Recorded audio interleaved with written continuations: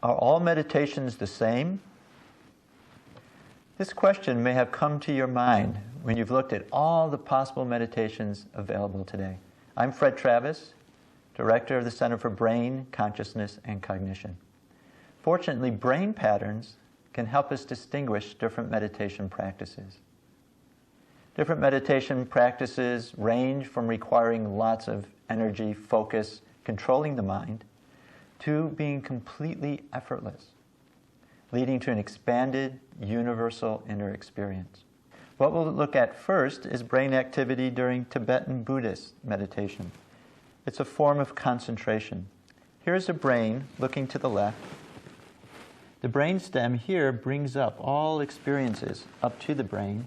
The thalamus sits on the top of the brain stem and acts as a gate controlling everything which comes up to the brain. Neural imaging of Tibetan Buddhist meditation shows that there's more activity in the thalamus. You're ramping up brain activity to support the focused meditation practice. You also see more activity in the front of the brain.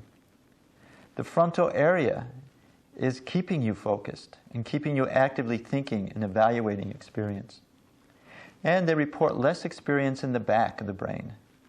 This is where you create concrete pictures of what you see. Concentration meditations, you're using part of your mind to control another part. And this is what you see in this slide. You see the frontal areas are very active, trying to control the content of what's in the back of the brain. In the next slide, we'll see that the electrical activity of this experience of Tibetan Buddhism involves very, very fast activity called gamma. You see it up at the top, above the brain. This is what you see whenever you're focusing.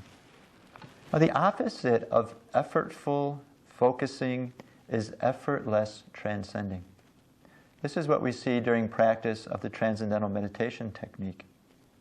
During TM, you learn how to turn your attention within, to take the attention from the active thinking level of the mind to the silent source of alertness, of creativity, which supports all activity. So in this next slide, we'll see a schematic of activity during transcendental meditation practice. What neural imaging shows is during TM practice, the thalamus is less active. TM is effortless, and so the mind and body are more restful. At the same time, there's more activity in the front and in the back of the brain. These are part of the attentional system. This state is called restful alertness.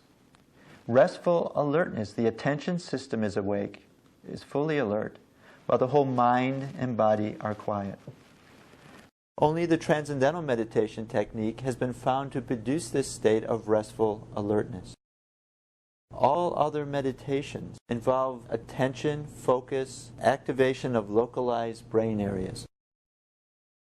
The brain waves during the experience of restful alertness also are uniquely different from those seen during concentration. We see this in the next slide. What we see is alpha activity.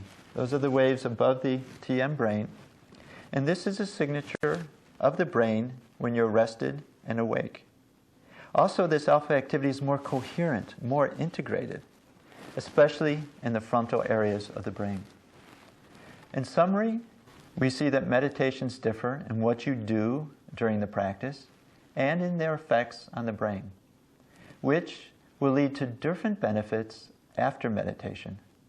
What we see is a state of restful alertness gained during TM practice becomes part of your daily life. It means you're more calm, you're more silent inside, you're more alert, so you can handle anything which life throws your way.